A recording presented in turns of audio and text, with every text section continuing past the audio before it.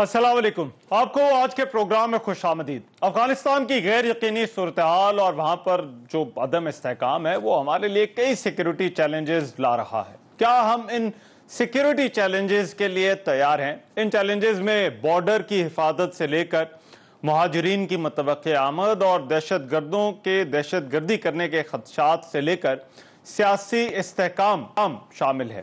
گزشتہ روز ہونے والے کابل ایئرپورٹ پر جو دھماکے ہوئے ان کی گونج پوری دنیا میں سنی گئی۔ ان دھماکوں کے نتیجے میں ہونے والی ہلاکتیں 108 رپورٹ کی گئیں، جبکہ 150 سے زائد افراد زخمی ہوئے۔ ان دھماکوں کی ذمہ داری داعش نے قبول کی ہے۔ ہلاک ہونے والوں میں 13 امریکی فوجی بھی شامل ہیں اور اسی وجہ سے ان دھماکوں پر امریکہ کا بڑا سخت رد عمل سامنے آیا ہے۔ To those who carried out this attack, we will not forgive. We will not forget. We will hunt you down and make you pay. I've also ordered my commanders to develop operational plans to strike ISIS-K assets, leadership, and facilities. We will respond with force and precision at our time, at the place we choose, in a moment of our choosing. These ISIS terrorists will not win. Afghanistan سے بیرونی ممالک کے جو سفارتکار ہیں ان کو نکالنے کے لیے اور بھی جو باقی لوگ نکل رہے ہیں، اب ان کے لیے بھی پاکستان کا راستہ ہی استعمال ہو رہا ہے۔ اس سیکیورٹی صورتحال کو لے کر آج D G I S P R نے بھی ایک تفصیلی پریس کانفرنس کی اور پاکستان کی سیکیورٹی پریپیئرڈنس کے حوالے سے بریفنگ دی۔ ان کا آج کی پریس کانفرنس میں کہنا تھا کہ بارڈر پر تیاری مکمل ہے اور سرحد پر ابھی تک صرف قانونی کاغذات کے ساتھ نقل و حرکت کی اجازت ہے۔ Moved our regular troops on the important notified crossings at the Pakistan-Afghanistan international border to ensure that the border control was well managed. And all the illegal crossings in this lead up were closed. Border with Afghanistan is absolutely normal and the movement on both sides is being regulated, and we are very well aware of who's coming on this side and who's going on that side. People are moving on both sides of the border with proper documents. انہوں نے یہ بھی کہا کہ پاکستان میں security forces پر ہونے والے حملوں اور خاص طور پر ایک منصوبے کے تحت جو چینی منصوبے ہیں ان کو ٹارگٹ جو کیا جا رہا ہے اس کے پیچھے بھارت کی خفیہ ایجنسی کا ہاتھ ہے۔ What has been India's role in this all along? Whatever investment they made in Afghanistan, it was all done with only one intention, that was to harm Pakistan. India's role has been extremely negative. All incidents, Dasu, Lahore, Quetta and Gwadar, were planned and executed from Afghanistan with the help of NDS and RAW. ایک عام issue border کی دوسری طرف دہشت گردوں کے ٹھکانوں اور پاکستان آنے کی جو ان کی کوششیں ہیں، اس حوالے سے انہوں نے کہا کہ انہیں طالبان کی طرف سے دی گئی یقین دہانیوں پر اعتماد ہے اور ٹی ٹی پی سے متعلق ہمیں طالبان کی بات کو ماننا چاہیے اور توقع ہے کہ طالبان اپنے وعدوں پر عمل کریں گے۔ TTP were using Afghan soil against Pakistan, of course with the help of the spoilers. The Taliban leadership have conveyed that they will not let the Afghan soil to be used against any other country in the world. We have to take them on their word. We believe that they will take some very effective measures to ensure that TTP is not able to operate against Pakistan or any other country for that matter from the Afghan soil. So we trust that it will happen. یہ سوالات اس لیے بھی اہم ہیں کہ پاکستان کا ایک طویل بارڈر ہے جو افغانستان سے جڑا ہوا ہے۔ افغانستان میں سیکیورٹی کی صورتحال جب تبدیل ہوتی ہے، پاکستان کی سیکیورٹی پر بھی اس کا گہرا اثر پڑتا ہے۔ اہم بات یہ بھی ہے کہ پاکستان نے دہشت گردی کے خلاف ایک بڑی طویل جنگ لڑی ہے اور جو کامیابیاں ہم نے حاصل کی دنیا اس کی مترف ہے۔ اب یہ جو کامیابیاں ہم نے حاصل کی ہیں، افغانستان کی صورتحال اس سارے تناظر میں ہمارے لیے کتنا بڑا سیکیورٹی چیلنج ہے؟ کیا ہمارا بارڈر محفوظ ہے؟ مہاجرین کے حوالے سے ہماری پالیسی کیا ہونی چاہیے؟ افغانستان کی صورتحال کا پاکستان کے قبائلی علاقوں کی صورتحال پر کیا اثر پڑے گا؟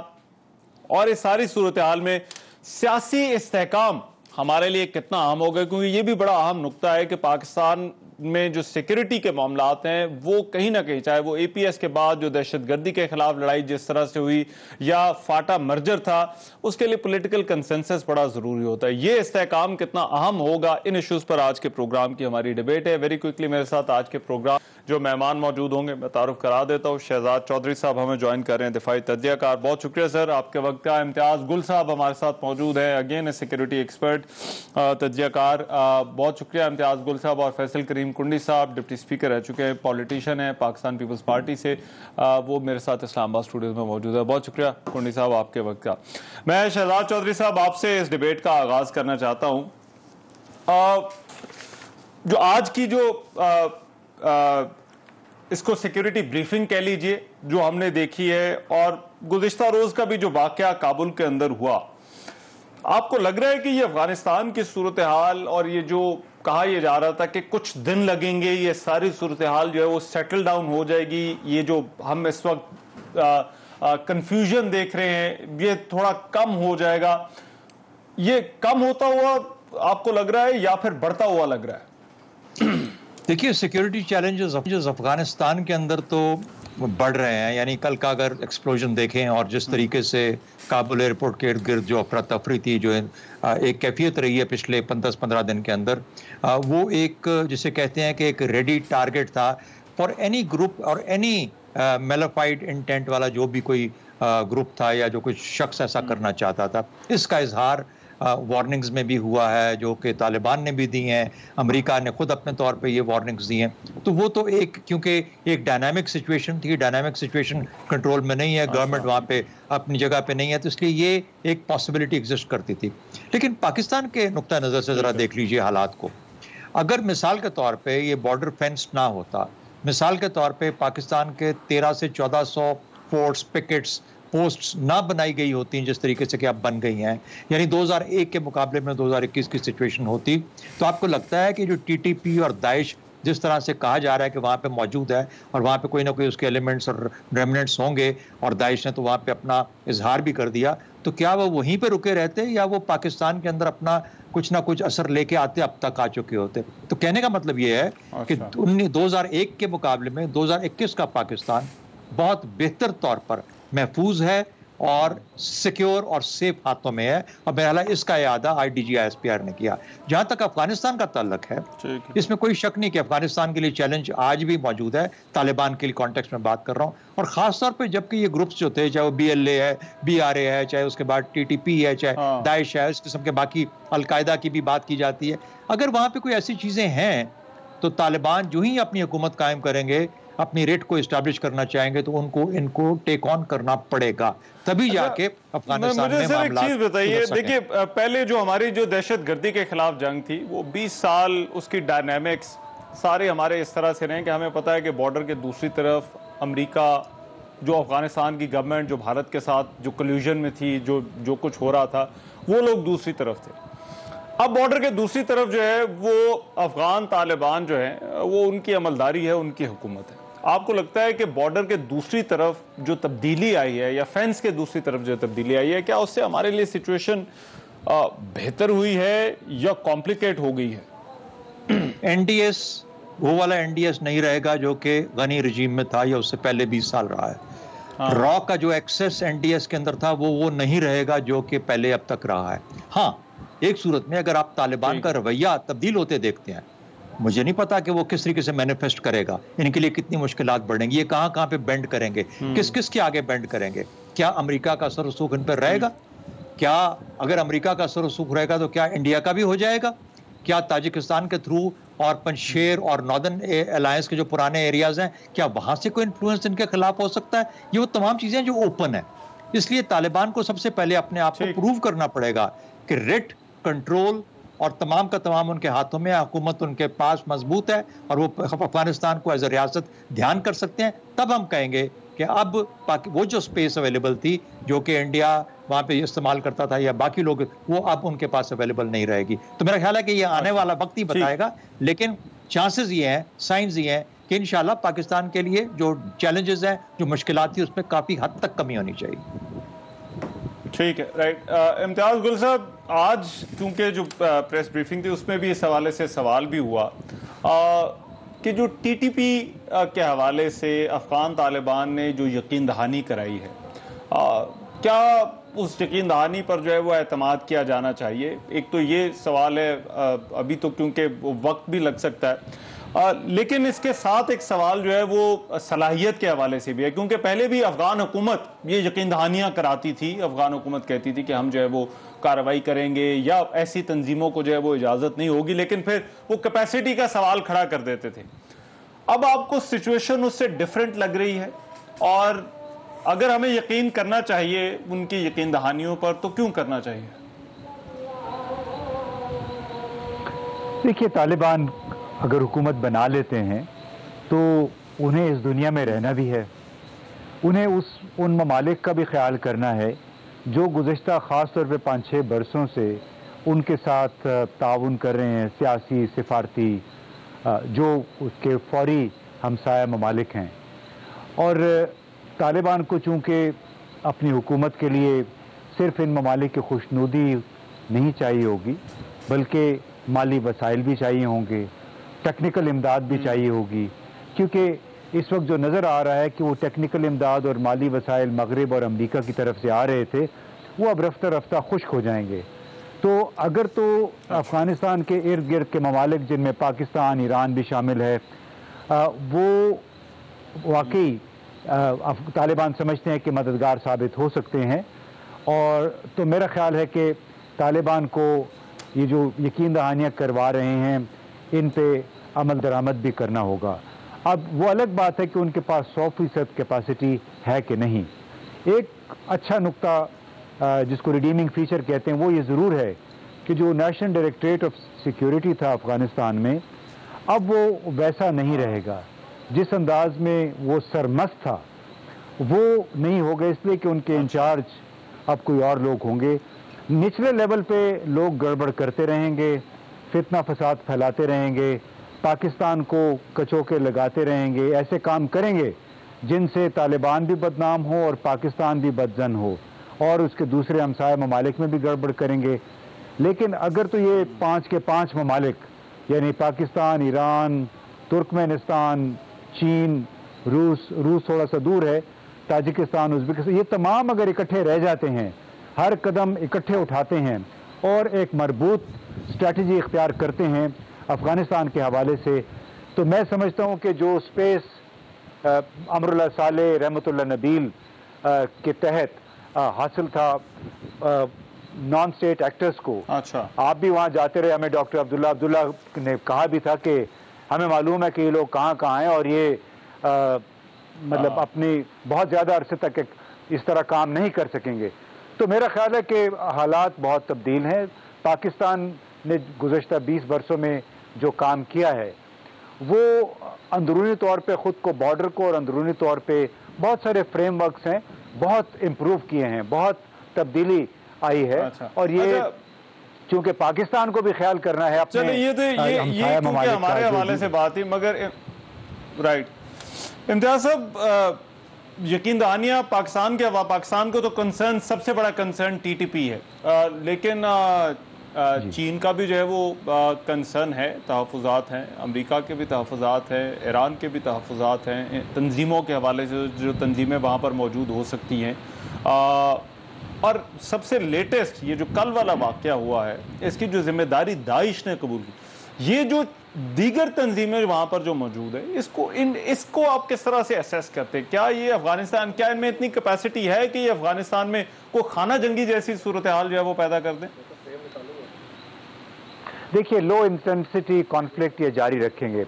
ہمیں رحمان، میرے خیال ہے بہت سارے ہمارے ساتھی، ہم کو، آپ کو یہ ضرور سوال اٹھانا چاہیے کہ داعش آخر ہے کیا؟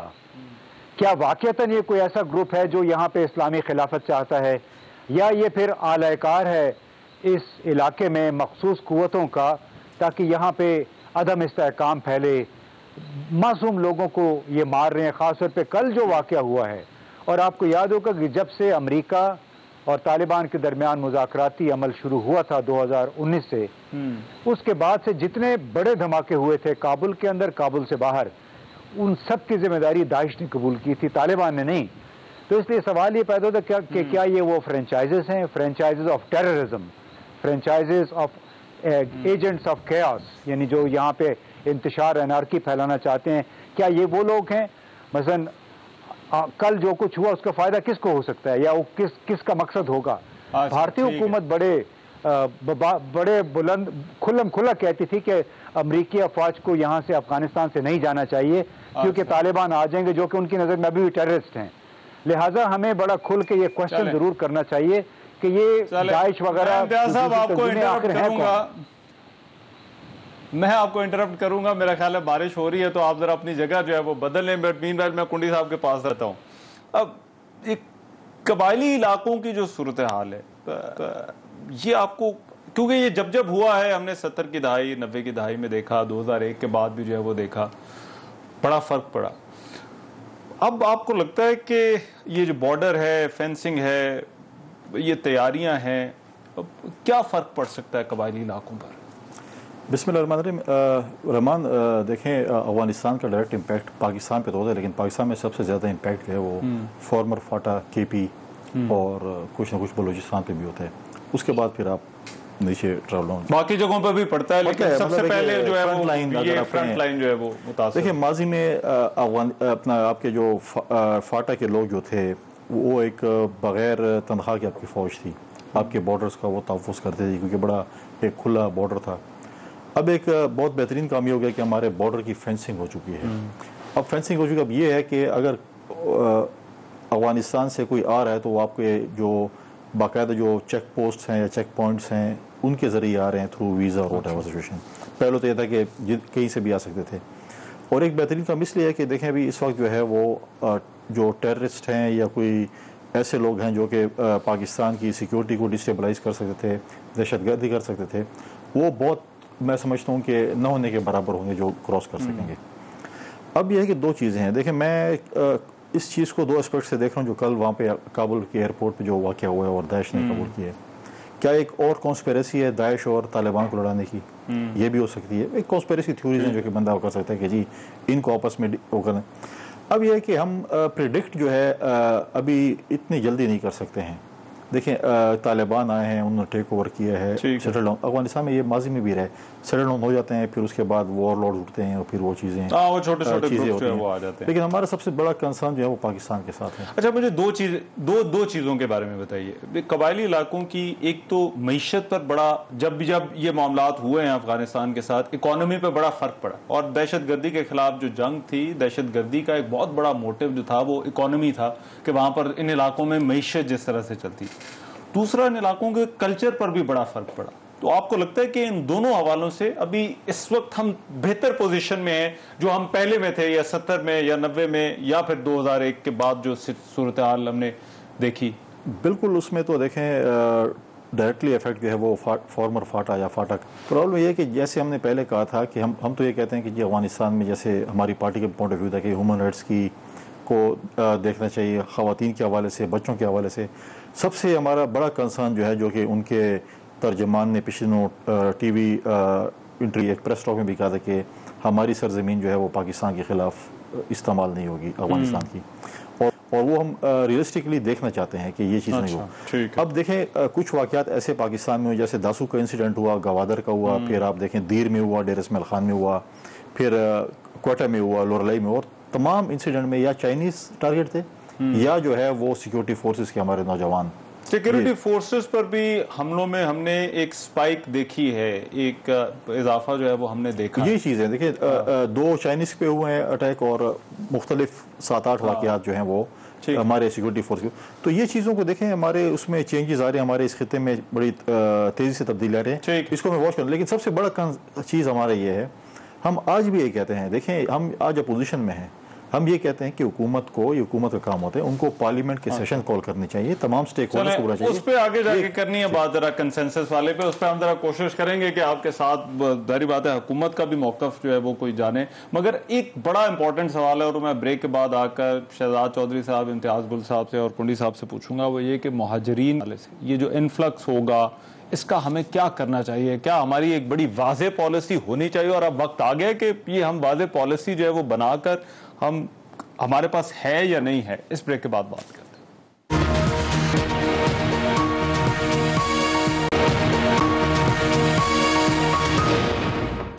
ब्रेक के बाद प्रोग्राम में एक मरतबा फिर से खुशामदीद। पाकिस्तान के लिए सिक्योरिटी चैलेंजेस पर क्योंकि प्रोग्राम में बात हो रही है, और 3 चैलेंजेस, दहशतगर्द तंजीमें जो यकीन दहानियाँ कराई गई हैं, फिर मुहाजिरीन के हवाले से और बॉर्डर सिक्योरिटी, और फिर तीसरा है सियासी इस्तेहकाम और पॉलिटिकल कंसेंसस की जो बात हो रही है। अभी इन तीनों चैलेंजेस पर बात करने के लिए वफाकी वज़ीर इत्तलात और नशरियात फवाद चौधरी साहब ने हमें ज्वाइन कर लिया डिबेट में।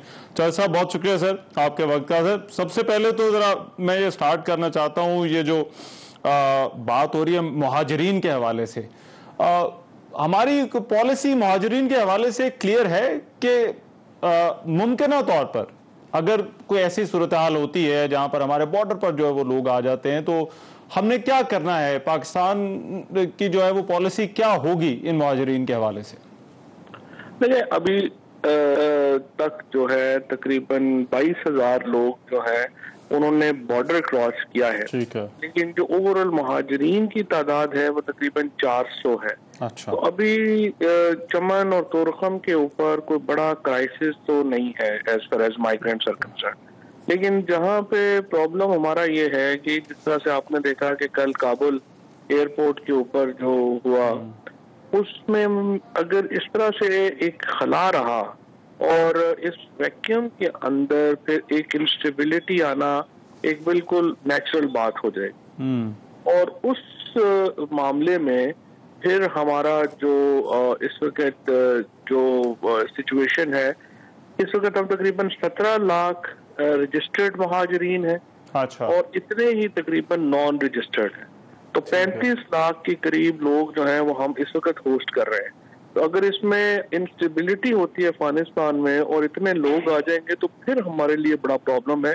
और ये हमारी सबसे बड़ी इस वक्त फिक्र है, सबसे बड़ी हमारी वरी है कि ये अगर 5-7 लाख मुहाजिरीन मजीद आ गए तो हमारी तो इतनी बस्ती नहीं है कि हम उनको संभाल सके।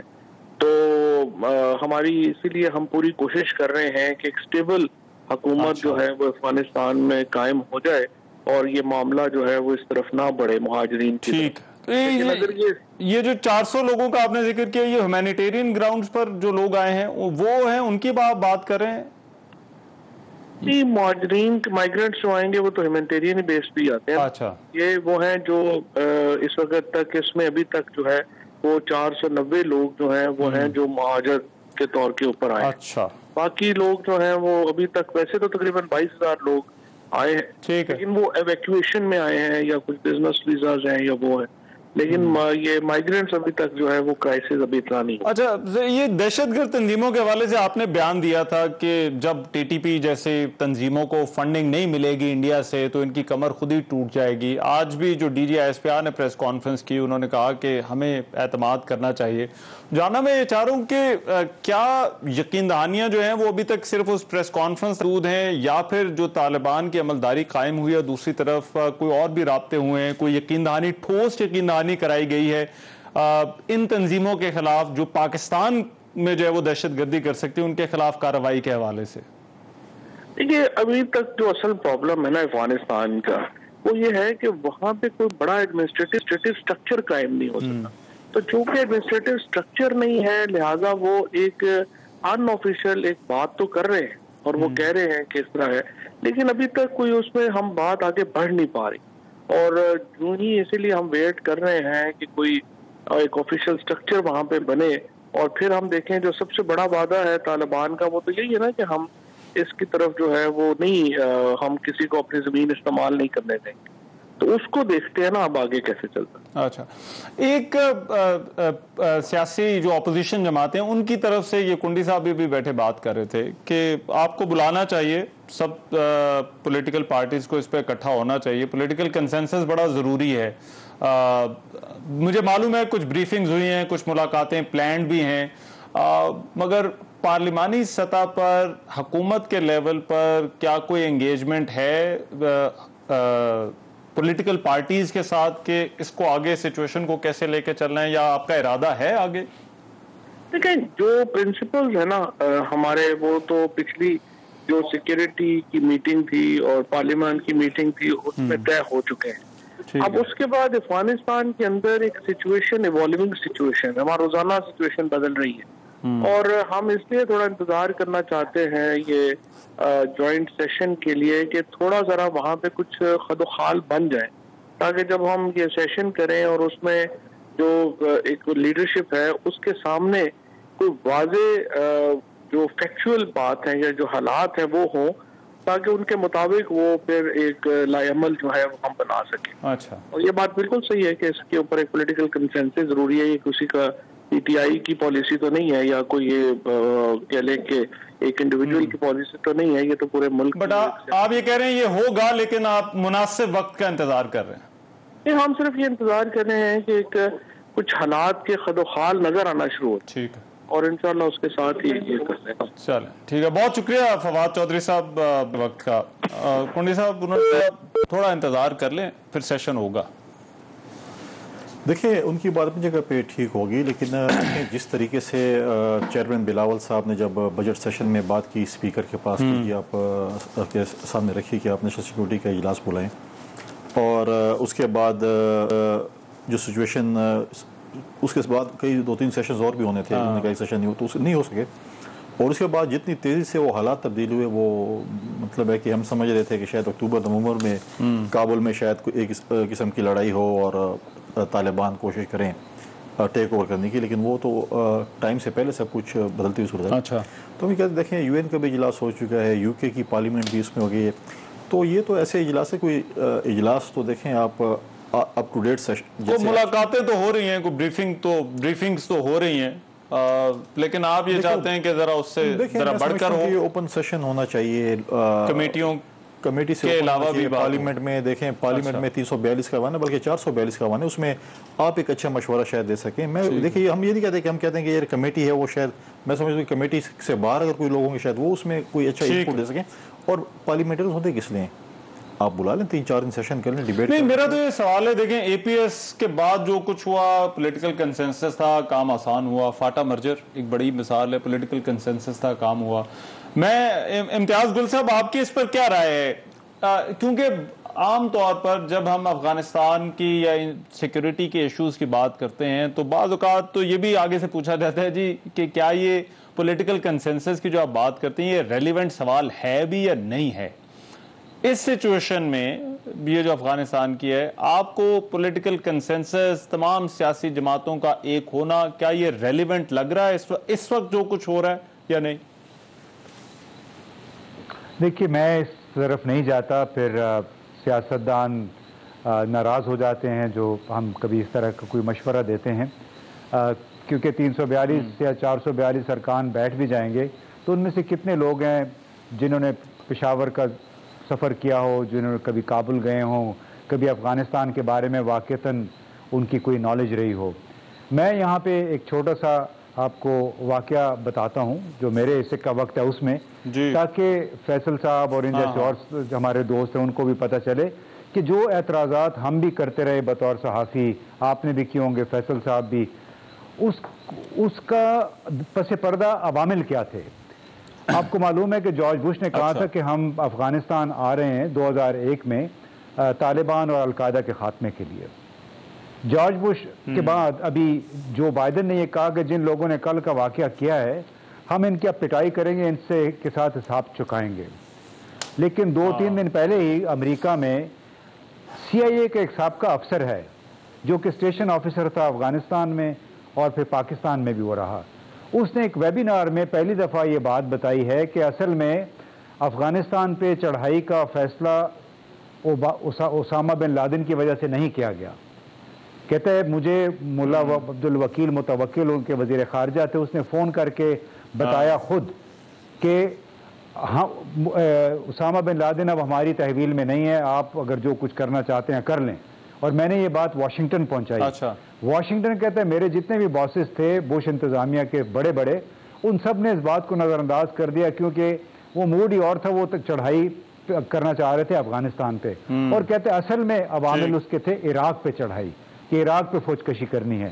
تو اس وقت ہم یہ سمجھا کرتے تھے جب یہ باتیں کوئی سنتا، ہمارے سیکیورٹی آفیشلز، ہمارے انٹیلیجنس والے جب یہ باتیں کرتے تو لوگ کہتے تھے یہ کنسپیریسی تھیوری ہے، یعنی یہ سازشی دماغ کی ایک اختراع ہے. لیکن یہ جو ملٹن بیسڈن یعنی ایکس سی آئی اے اسٹیشن آفیسر نے جو بات کی ہے یہ ہم سب کے لیے چشم کشا ہے، ہمیں اس پہ ضرور غور کرنا چاہیے. تمام سیاسی جماعتوں کو اس بات پہ اتفاق کرنا چاہیے کہ آیا وہ صحیح کہہ رہا ہے اور اس کے نتیجے میں پاکستان کو اب کیا کرنا چاہیے. اچھا چودھری صاحب، شہزاد چودھری صاحب، اگر بریفلی، مجھے یاد ہے یہ سوال میں نے آپ سے پہلے بھی پوچھا تھا، آپ نے کہا تھا کہ آپٹکس کی حد تک تو جو ہے وہ اس کا ضرور اثر پڑتا ہے. Do you still agree? آپ کچھ ایڈ کرنا چاہتے ہیں جو سیاسی جو اتفاق رائے ہے افغانستان کے لیے یا افغانستان پر جو ہماری پالیسی ہے؟ دیکھیے ہر قومی پالیسی کے اوپر اتفاق رائے یا کم از کم ڈیبیٹ تو ہونا چاہیے. اتفاق رائے تو نہیں ہو سکتا، ڈیبیٹ تو ہو سکتی ہے نا. پارلیمنٹ کا مقصد ہی ڈیبیٹ کرنا ہے. تو یہ دیکھیے جو پالیسیز ہیں یہ تو گورنمنٹ کی پالیسیز ہوتی ہیں، قوم کی پالیسیز ہوتی ہیں نا. تو ان کو ڈیبیٹ البتہ ضرور کیا جانا چاہیے، اسی لیے پارلیمنٹ بنی ہوتی ہے. تو میرا نہیں خیال کہ اور کوئی اچھا مشورہ ہے تو اس کو دیکھ بھی لینا چاہیے. لیکن جو حالات ہیں جس طریقے سے چل رہے ہیں، یعنی پیپلز پارٹی کی گورنمنٹ ہوتی، پی ایم این کی گورنمنٹ ہوتی، تو حالات تو افغانستان میں یہی رہتے نا. کل دھماکہ ہو جانا تھا، اس کے بعد ہم سب سوچ میں پڑے ہوتے کہ اب کیا کرنا چاہیے. طالبان وہاں پہ ٹیک اوور کر چکے، ہم سوچ رہے ہوتے کہ اب طالبان کے ساتھ ہم نے کیا کر. تو جو فیکٹس ہیں وہ نہیں بدلیں گے. ہاں یہ ہے کہ آپ کا طریقہ کار تھوڑا فرق ہو سکتا ہے، لیکن وہ بھی پاکستان نے تقریباً پچھلے 20 سال کے اندر اسٹیبلش کر لیا کہ ہم نے یہ ہمارا اپنی سیکیورٹی کو انشور کرنے کے یہ چیزیں جو ضروری ہیں یہ ہمیں کر لینی چاہیے، وہ ہم نے کر لی ہیں، بڑے اچھے طریقے سے کی ہیں. ذرا اس پہ ذرا ڈیٹیل میں آپ کا میں بھی رائے لیتا ہوں. بٹ بارڈر سیکیورٹی پہ وہ جو مہاجرین والی میں نے بات کی تھی اس پہ اس بریک کے بعد آ کر بات کرتے ہیں.